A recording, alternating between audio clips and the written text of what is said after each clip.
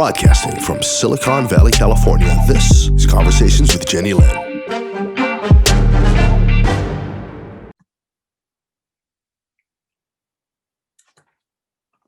Thank you for watching Conversations with Jennylyn on this monumental historical day in America.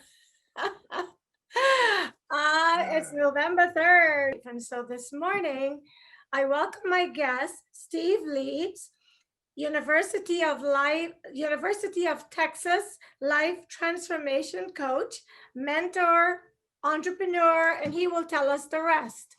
Steve, welcome to Conversations with Jennylyn. Thank you so much, Jennylyn. I'm so happy to be here and flattered that you reached out to me. So I'm happy to be here. And yes, University of Texas. I did go to University of Texas in Dallas. Now I understand. And once I graduated, ended up in Denver. I was a geologist, went to school for geology, became a geologist. So the obvious path in Texas is into oil and gas. So I went into oil and gas right out of school, came to Denver and spent the bulk of my career in Denver, which is where I grew up. So I actually grew up in Denver, so it was coming back home. Okay. So Steve, I hired someone to help me to promote my network and my social media platforms. And I think he's the one who reached out to you on my behalf. But when people respond to me, to his invitations, and every day I wake up and people ask me to connect as well. It goes both ways. But your profile, I try to look at everyone who has either asked me or joined my network. I always reach out and say thank you and share a little bit about myself with them. But I looked at your profile. I'm like, he's kind of on the same path I am in terms of trying to help people and help people transform their lives for the better when they need it. And I thought it would be great to have you as a guest on my show. And here we are doing this. So you are a transformational coach. Tell me what that means. That's a good question. I have picked transformational coach because that is my experience. That is what brought me here. When I look at it, not to be dramatic, but I went through a transformation and my priorities shifted. I went through a period of very self-destructive living, trying to find happiness, trying to figure out how did I build and create a great career and a family and the house in the suburbs and this seemingly picture perfect life, and yet still feel somewhat unfulfilled or like there was more to be done. I completed all those tasks and realized, okay, now what? And it was as if the only other selection on the list was other, fill in the blank. And I went through a period of soul searching. Mm-hmm. Some might call it a midlife crisis. I call it a midlife assessment that I turned into a little bit of a crisis because suddenly I felt as if it had been all about me. The first couple of stages of life, the first part of life, it is about us. It is about creating the space for our families and filling certain expectations, meeting certain expectations. And then suddenly you look back and think, okay, what exactly is it that I've done? What am I happy about? What am I possibly not so happy about? How did things move around? Why did I do the things I did?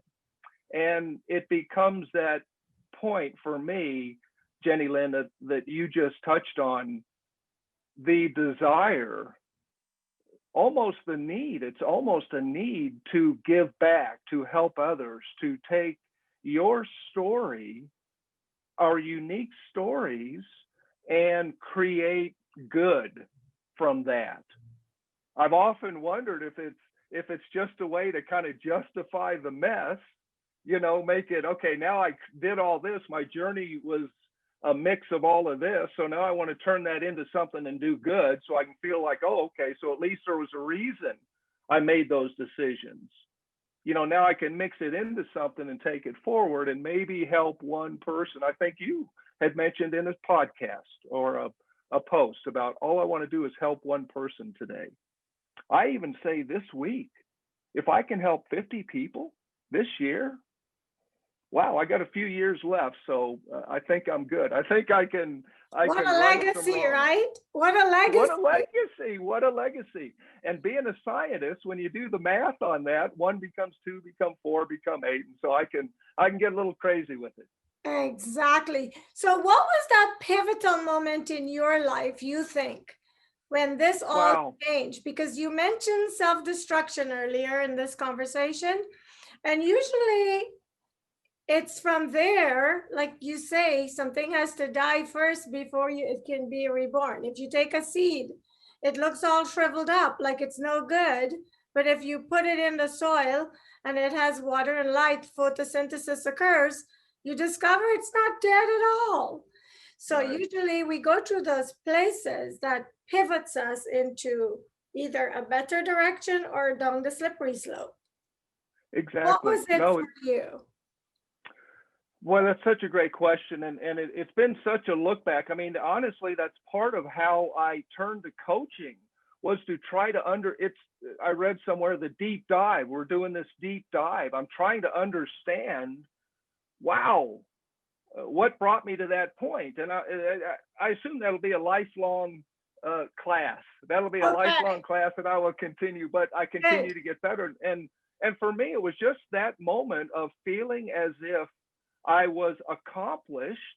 I rose up to vice president. I peaked at vice president, that day where you realize, well, I guess this is it. And I was very happy, man. When they assigned me as a vice president, it was big day for me, big money, the BMWs in the garage, everything good. And I don't know what, all of a sudden, why the switch went, yeah, wait a minute, but you're not happy, are you? Or something. It wasn't a bad life. It wasn't a bad life. There's nothing really dramatic about the story. I didn't cross over gently. It was just a thing where I felt like, wow, that is so interesting. I hear this from so many people. The garage is full of cars, the bank was full of money, and I still wasn't happy. And that's what excites me, because without having all the money and all the cars in the garage, I realized that there was a void. But carry on. Tell us how you figured out what it was. Well, it was a process, right? I mean, I've always thought epiphany was this lightning strike from God, from the heavens. And I realized, honestly, epiphany may start with that strike, but then it takes a little while. It's more of a process than a moment, I think.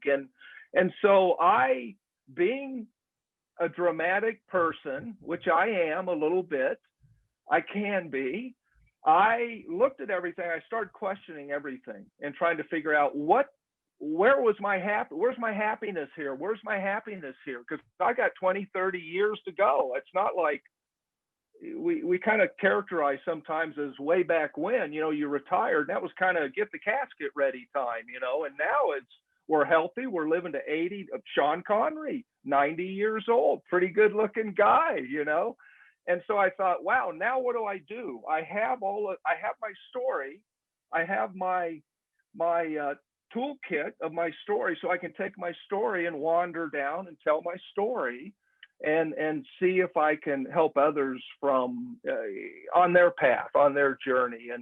And so when I was at that point where I thought there's got to be something more, I questioned everything. I looked back and thought, this is all fake. I was doing all this stuff, and here I am, an empty soul. I played it out a little bit, and so I tell people I put everything on fire. I just said, I got to go find this missing piece. I have to go find this missing piece. I can't wait to ask you, what was it? I can't wait. And you said it. You actually said it. Did you go this way or that way? Well, my first step was on the slippery slope. That's what took me down into, just a place where you're trying to find immediate gratification. I jokingly say wine, women, and song. And honestly, it was just narcissistic living, hedonistic. If it felt good, do it and do it again tomorrow. I was seeking happiness, and that was the immediate. The bar was the closest place where it was happy. It wasn't so happy Temporarily. Temporarily, no, but it took me many years. I'm a slow learner, so it took me a little while because it was what I was seeking. I was seeking, and I just opened the wrong door. But I had to figure that out. I had to search that room and figure that out. And so that was my pivotal moment when I got back out of that room and I realized, holy cow, that was the wrong direction. And then it became getting the right people around me, finding people that inspired me.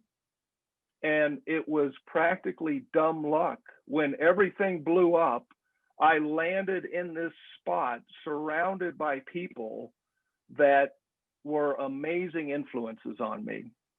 And this journey began. Suddenly I realized my priority list was all screwed up. The BMWs really didn't do much but get me to Safeway and back again, thinking I looked cool, I don't know. But suddenly everything shifted and I had a whole different priority list. And that was the moment. So it's been just 7 years. It's really, I can almost give you the date when I pushed the reset button. And it's been a lot of tears, a lot of work, a lot of reading, a lot of looking for people that influence me and that inspire me and thinking, I want to be like them. I want to do that. And suddenly one day someone tells you, wow, that was inspiring. And then the light went off. It was like, wow, you mean something I said was inspiring? What? That was like crazy. It was like crazy talk to me. I can so relate to everything you're saying. What was it though? When you found it, what was it? I think it was, for me, it all starts with intention. Mm-hmm. It all starts with intention Mm-hmm. because I will fulfill that intention. So I have to make sure, and for those first 5 years, it's been 10, 11, 12 years that I really started the investigation, and it was about half and half, about 6 years out in the wilderness and 6 years being found, finding myself. And it was just that looking at yourself, just doing that dive and thinking, what happened to my values? What happened to these values I taught my kids? I spent time raising my children and teaching them good values. I talk about a value-driven life. And when I looked at those first years, when I hit that reset button and I looked at those first years, I thought, wow, no wonder my kids are still angry with me. I told them, here's how you should live. And then I went out and lived like that. I just went totally off my values. So I had to reset values. It all goes into, okay, today what I want to do is get up and help somebody. I want to be pleasant. I want to help somebody have a pleasant experience with me. When I go in and get coffee at my little local coffee shop, I always think, okay, what can I do so that she has a pleasant interaction with me? You know what I mean? And what happens Could you imagine our world if everyone? I know, and it's so simple. It's so What do you simple. think And of this? Sorry, go ahead. I was going to say it's so simple, and what people miss is you do that little good, and it seems so insignificant. You have no idea. You have no idea where this person is at on their journey in that moment, and you may make their day. And if you ever get that comment, wow, that made my day. Woo, that's a big one. That has real meaning. That has real value to me now. I can't say it did before. If it didn't show up on the paycheck, I don't know. It was good at the time. It was good at the time. I love making a lot of money. I love buying those BMWs. I love driving them. Don't get me wrong. It's a slippery slope. We're living in such a strange time, especially now with this political climate that we're experiencing. You see so much hatred, so much animosity, so much bullying, so much I am better than you. My skin is white, yours is dark. It grieves my heart to see this because we all have to die. Mm-hmm. Because your skin is white, mine is dark, doesn't exempt you from any of this. What do you think it will take to get people to break out of this ignorance? Wow. That's a hard one. I think just one of us at a time. I think influence the one person, try to influence that one person. All we can do is act with our true self.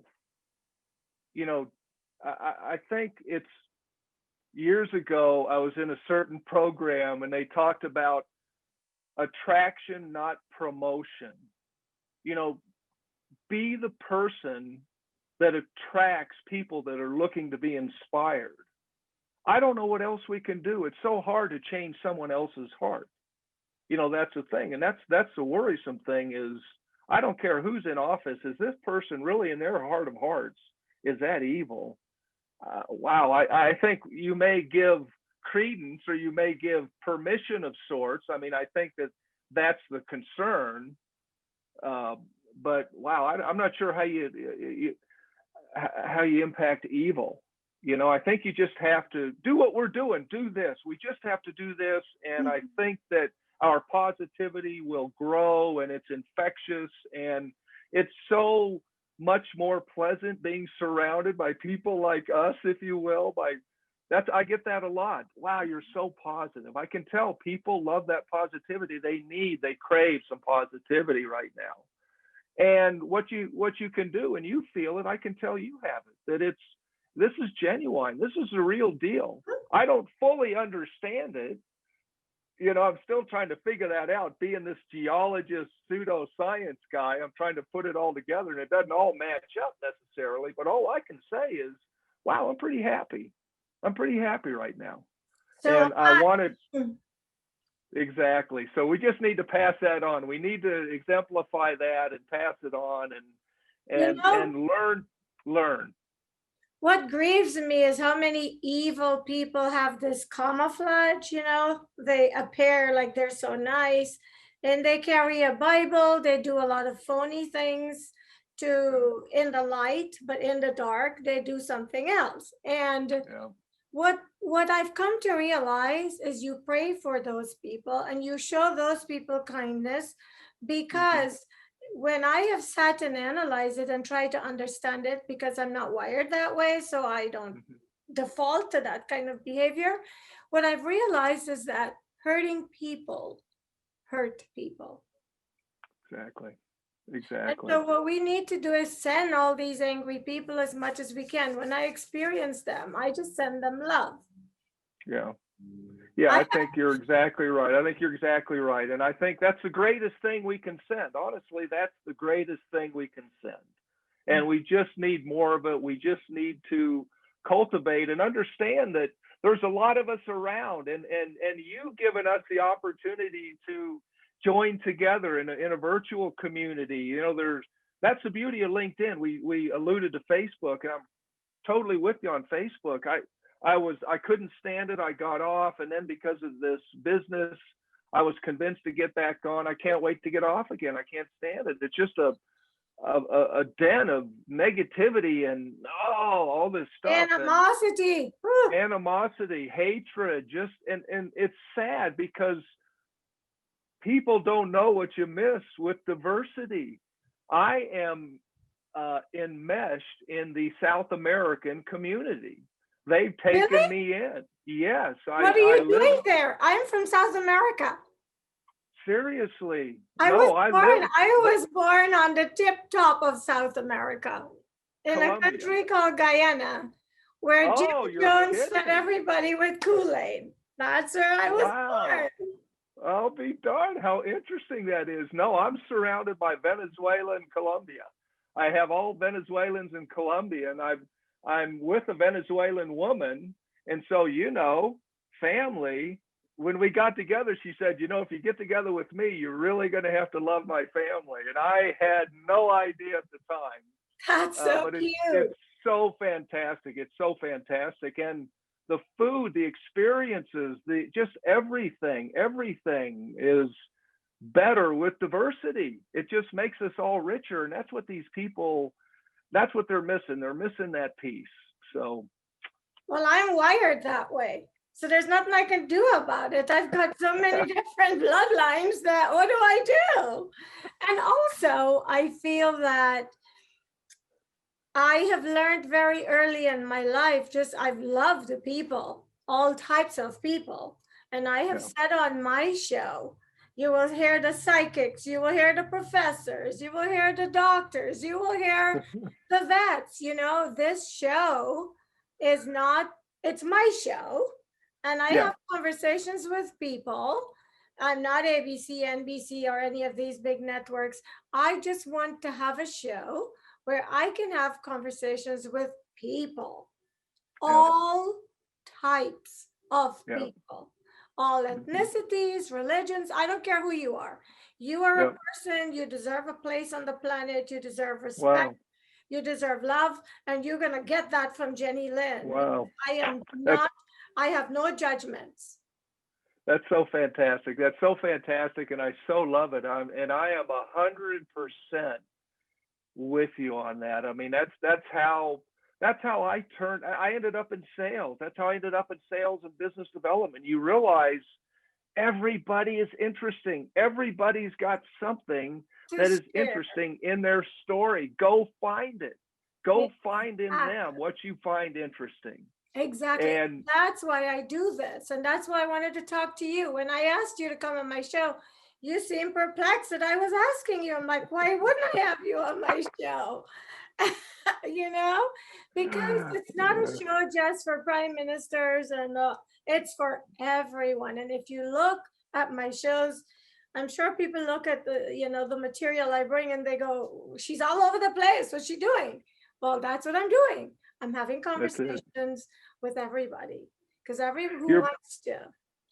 You're bringing diversity. You're bringing diversity to the airways, and these are, that we see the commonalities, we see the differences, we see that we are this global community, which has almost become a catchphrase, but we are a global community. What happens over there affects us here. What happens here affects them. We're all intertwined here. We better come to love each other. We better come to get along. We'll be a lot better off, and the planet will be a lot better off once we get there. And it's no easy journey. It's no easy journey, but one at a time we'll do it. One at a time with people like you getting the stories out, allowing us to have that opportunity is fantastic, and it's great fun. Thank you. And I think the reason it's so difficult to create change is because some humans are so locked into to their belief structures, and they will not believe anything outside of that. They haven't got evidence to support, which I respect. And so, I hope that in time they will see that the world is not black and white. There are many shades of gray. I used to call my show the Jennylyn Show. And then someone that I love very much told me, change it to Conversations with Jennylyn, because that's what you do. And so I was really happy when he suggested that, because then I was able to just do this, have conversations with people. Because you went free, it freed you up. People fascinate me. Everyone I've interviewed, I've learned something from. That's so nice. No, I totally agree. It's fantastic. And someone will find a spark. Someone will find a spark, and we will have influenced that one person today. Right? And that's a great day. That's a successful day. So I'm very thankful that we had this opportunity. Like I say, it's been fabulous. So before we go, you're an entrepreneur. Tell us about some of your businesses that you've started. Oh, that's so funny. That's so funny. Yeah, I when I look back, again, that look back period I mentioned earlier, that's stage 4, according to Carl Jung, by the way. Okay. You know, early on, I was just that guy going door to door with the snow, living in Denver with the snow shovel. Hey, for $3, I'll shovel your walk. And we had a guy that now I realize owned a bunch of vending machines back in the day, you know, a bubble gum machine or whatever. Yes. And we called him the Candy Man because he drove this van, and we could go to his house and he'd open the van up and you could buy candy off of him, you know. So we all loved him in the neighborhood, but I'd go work for him a little bit.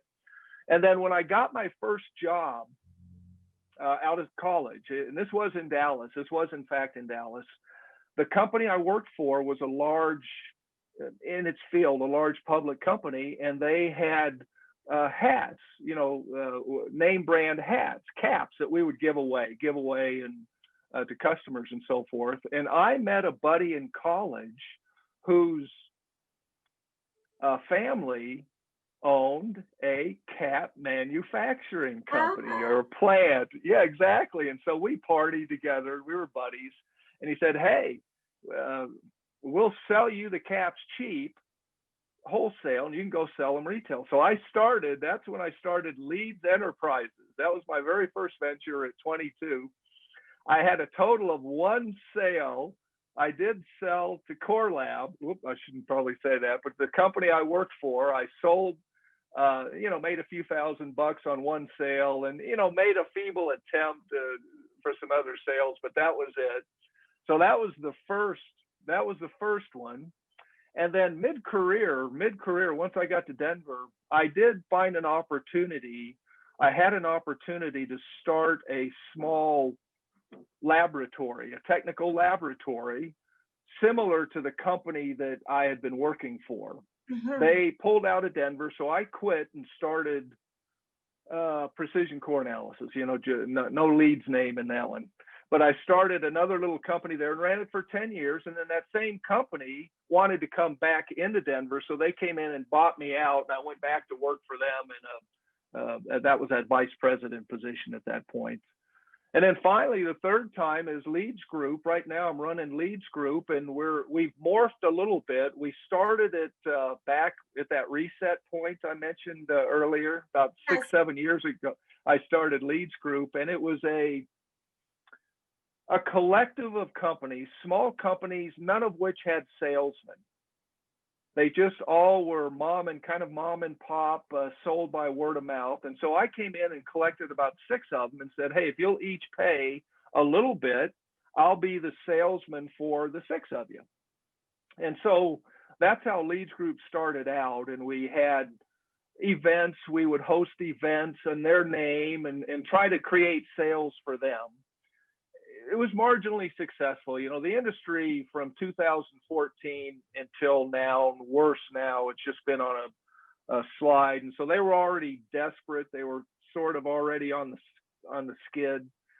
And so we didn't have a lot of luck with that. And then most recently, since moving into coaching, we're pivoting. We debated whether to keep Leeds Group, to close it out, or there's still a little bit of activity there in the old fashion, but we're using that also to market for Leeds Group, the coach, mentor, consulting. So anyway, that's a long story, but I've had a little bit of a history of independence. You know, corporate for me is a love-hate. You know, it's really, there's a lot of great things about having a corporate gig, and there's a lot of things that aren't so great. And I would say the same thing with entrepreneurship. I'm sure you understand. Yes. It can be harrowing. It can be harrowing, and it can be thrilling. So that's why I'm here. I guess I just like that, the thrill of the journey. Well, I think they say everything goes up and comes down. It's part of growth, even it doesn't matter what business you've had. If you look at the growth cycles, you could see the dips and you could see the rises. So I think it's true of everything we do in our lives, and it all depends on many things, not just our hard work. Many different things can Exactly. affect that growth cycle when you're Exactly. doing a business. But now your focus, and we're out of time, but I'm going to ask you this question. Your focus is transforming people. Correct. Yes. So I am. If I'm sure know that the oil industry, the whole economy is struggling. Oil industry struggling even before. It's been struggling for years, and this was almost. I won't call it the death knell, but it feels like it to a lot of us in the industry. For some of us it was. Certainly my career has come to a close, and so most of my clients were caught up in that. Most of my customers are folks that have maybe 10 to 20 years of experience, and they are in this place of wondering, of questioning, are they going to have a job on the other side? They likely don't have one now. All of them are unemployed right now, so they're already caught up in the storm, and they're questioning their futures after having committed 10 to 20 years of time and the schooling. It's very specific schooling to get here, and so it's a crisis. It's more than just a loss of job. It's a existential crisis for a lot of these people. And so for me, I come in with a lot of experience, a lot of experience, a lot of years, a lot of a variety of different observations and experiences, with an overlay now of understanding the coaching, how coaching works, what coaching is all about, mentoring, and I'm able to offer those services on each of those fronts. And I just really enjoy it. Some they're mostly after introductions. I have still quite a Rolodex, as you can imagine. And so I have a lot of contacts out there. So it might be as simple as helping someone make it the right introductions. But most of them are considering, should I leave this career? How do I do that emotionally? How do I do that? And is it the right thing to do? So it's being a confidant, being a sounding board. And honestly, in my final years of my career, because of how I built relationships, our discussions were more around that, more personal discussions that I felt had greater value in the greater scheme of things. It wasn't so much about selling the product in that moment. It was about understanding how my customer was doing. And I mean doing on a holistic level. And that's how I came to coaching. And so that's, for me, that's that transformational piece, is to understand that it's not all about the money. I mean, it's, most of these people are a little desperate. They want to get some money, and I fully understand that and appreciate it. I'm helping all I can. But it's also a matter, don't make a hasty decision. Make sure you understand what's really important to your life, what's really important to you, and let's make sure everything dovetails together and that we do this sort of in lockstep a little bit. And so I'm more on the kind of the emotional side and getting right, making sure that, as you mentioned earlier, the cognitive biases we can bring into our thinking, that we can think certain ways, and it might not be correct, might not look the same from the outside. Steve, I've really enjoyed our conversation, and I'm hoping that people watching it will somehow get triggered and inspired and get some type of peace or something from what you've shared to help them to live a better life. And I thank you so much for taking the time. Thank you so much for watching Conversations with Jennylyn. When a conversation is all you need to be inspired, and as always, my hope is you gather some inspiration from my guests. and I will see you next time.